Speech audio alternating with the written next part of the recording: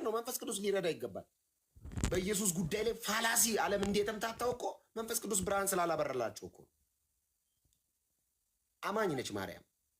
ልጅን ማመን አምላኬ ነው ማለት መንፈስ ቅዱስ ሊያበራል ይገባል። ማርያም አማኝ ነች።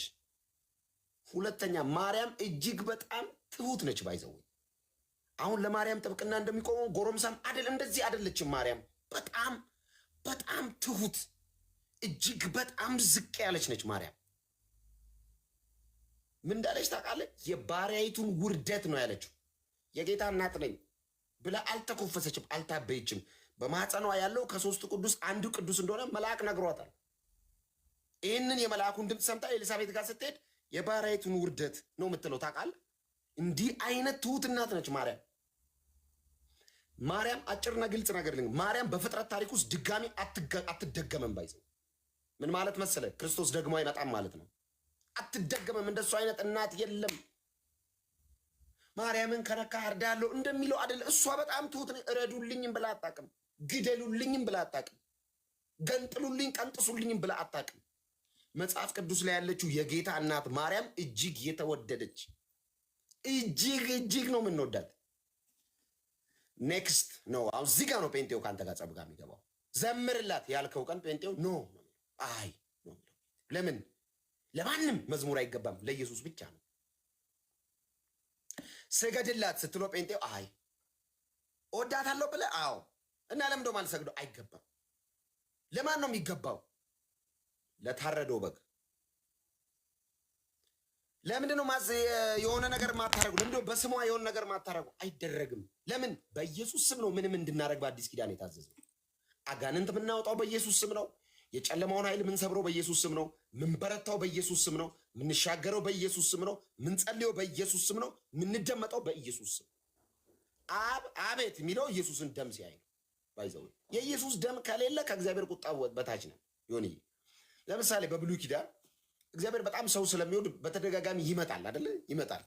በደመና ራሱን ሰውሮ ይመጣል። በአለት ስንጣቂ ውስጥ ይመጣል። እግዚአብሔር ከፋራን መጣ የሚል ጥቅስ አለ። ባይዘው አሁን እግዚአብሔር ከፋራን ሲመጣ ዝም ብለህ አስበው። ይሁን እግዚአብሔር መጣ ሲል እግዚአብሔር ሲመጣ አስበው። እና እንደዚህ አይነት አምላክ ነውና ሰው ስለሚወድ ደጋግሞ ይመጣልና ሙሴ አንድ ጥያቄ ጠይቀው እግዚአብሔርን ፊትን አሳየኝና ይበቃኛል አለ። ሙሴ 120 ጊዜ እግዚአብሔርን አውርቶታል። 120 ጊዜ እና ፌስ ቱ ፌስ በጣም ከእግዚአብሔር ጋር የተገናኘ ሰው ነው ሙሴ። በጣም በተደጋጋሚ እግዚአብሔርን አውርቶታል እና በደመና ተሰውሯል። ኢያሱን እዛ ጋር ወደ ውስጥ ገባ ተብሏል። በጣም እጅግ የእግዚአብሔርን ክብር ያየ ሰው ነው ሙሴ። እና ይህን ሁሉ ያደረገውን ሙሴ እግዚአብሔርን አንድ ጥያቄ ጠየቀው። ፊትን አሳየኝና ይበቃኛል አለው። እግዚአብሔር አታይን ፊቴን አለው። ለምን ነገር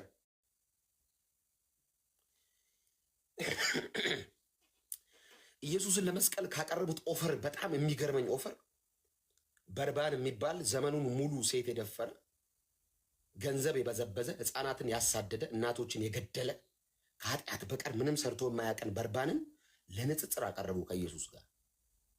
በርባን እኔ ነኝ ይሆንዬ፣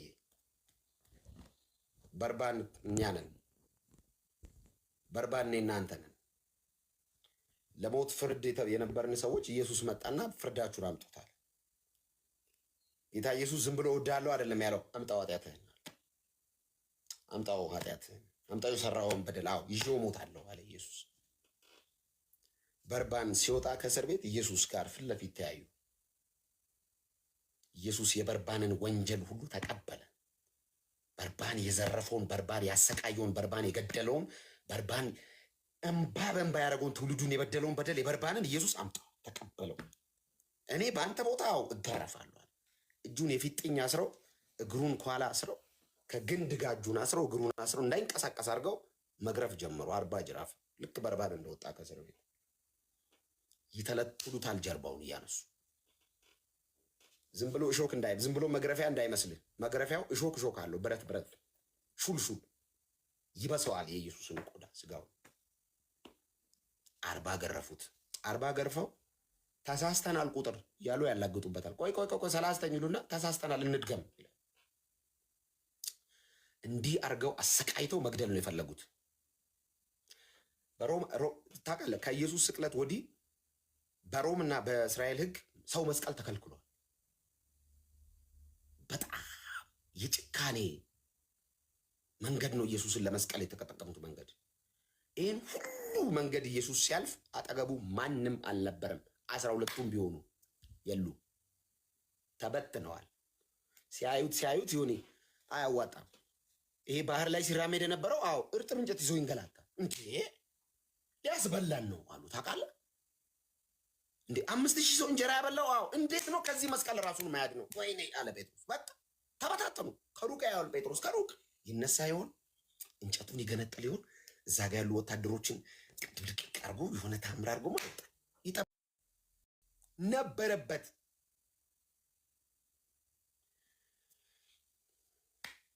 መስቀል ላይ ወጣ። ይሰድቡታል፣ ይረግሙታል። እኔ ይሄንን ሁሉ ሲቀበል እኛን እያየ ነው ዝም ያለው። ከዚህ መስቀል በኋላ የሚያድነውን ትውልድ እያየ ነው ኢየሱስ ዝም ያለው። ኃይሉን አጥቶ አይደለም፣ አምላክነቱን ሉዝ አድርጎት አይደለም። ሰው ለማዳን ኢንካርኔት ያደረገ አምላክ ነው። ለክሩሲፊክሽን የቀረበው እኔ እናንተን ለማዳን በስጋ የተገለጠው እሱ ጸጥ አለ። እኔ እናንተን አስበው ዝም አለው። እኔ እሱ አይገርመኝም፣ ብዙም ይገርመኛል። መስቀል ላይ በጣም አባቱን የሚገርመኝ ጸጥ አይገርምም? ይሁን አንድ ልጅ ለምሳሌ እኔ ወንድ ልጅ አለኝ፣ አንድ ልጅ አለኝ፣ በጣም ነው የምወደው ልጅ።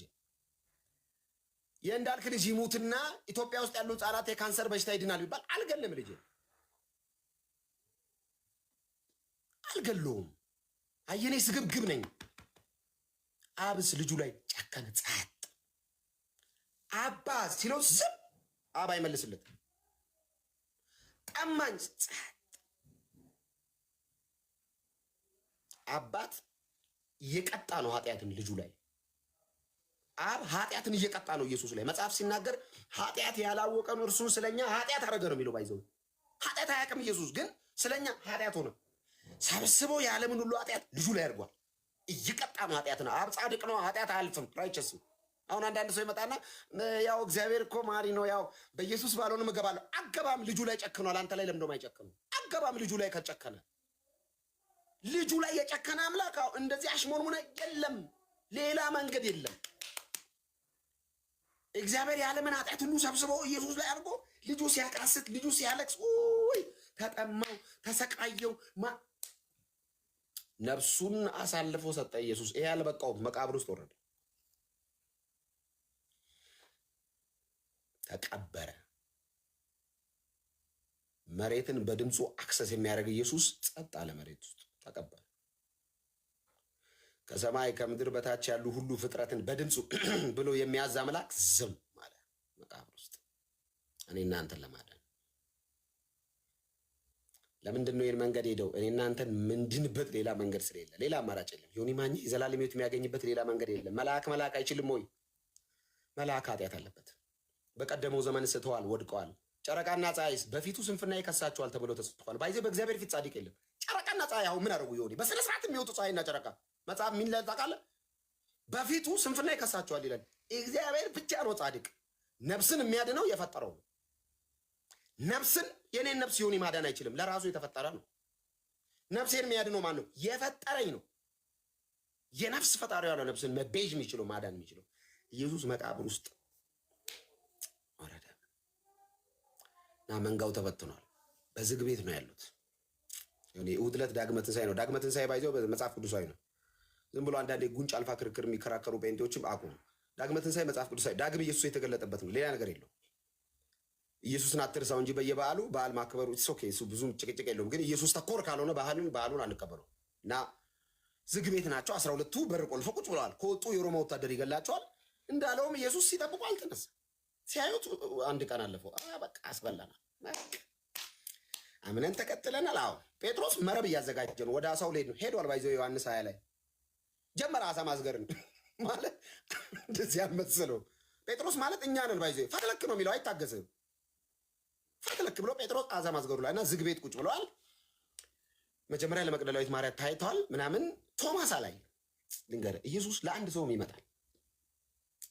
ቶማስ ዲዲሞስ ማለት ተጠራጣሪ ማለት ነው። ዲዲሞስ ማለት ባይዘው ከዚህ በፊትም ዮሐንስ 14 ላይ ዮሐንስ አልዓዛር ጋር እንሂድ ሲላቸው ደቀ መዛሙርቱን ቶማስ ኢየሱስ መጣና ደቀ መዛሙርቱን አልዓዛር ወንድማችን አንቀላፍቷል እኔ ሲል ካንቀላፋኛ ሄደን እዛ እንተኛ ያለ ሰው ነው። ቶማስ ከባድ ሰው እና የኛ አይነት ናቸው ደቀ መዛሙርቱ ባይዞ የተለየ አልሰበሰበም ኢየሱስ